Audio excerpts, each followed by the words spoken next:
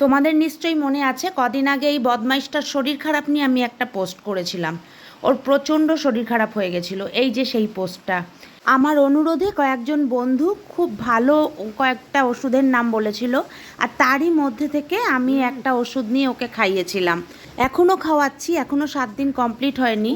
ওষুধটার নাম জেডক্স, খুব ভালো কাজ করেছে।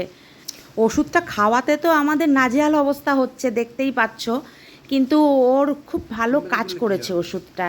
ওর তাড়াতাড়ি সুস্থতার কথা ভেবে অনেকে অনেক রকম ওষুধই লিখেছিলে, কিন্তু সবকটা ওষুধ তো ট্রাই করা সম্ভব নয়।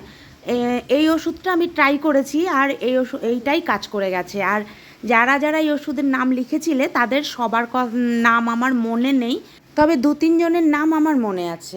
সংঘমিত্রা বসু, সুমন্ত রয়, আনন্দ শঙ্কর হালদার। আপনাদের অনেক অনেক ধন্যবাদ। এই ওষুধটা না পেলে ওর যে কী হতো আমি জানি না।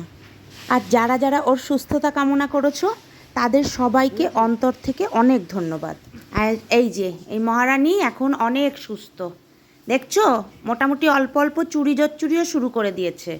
এই যে দেখো কতটা সুস্থ হয়ে গেছে, বদমাশিও শুরু, একটু একটু চুরিও শুরু, না গজলু?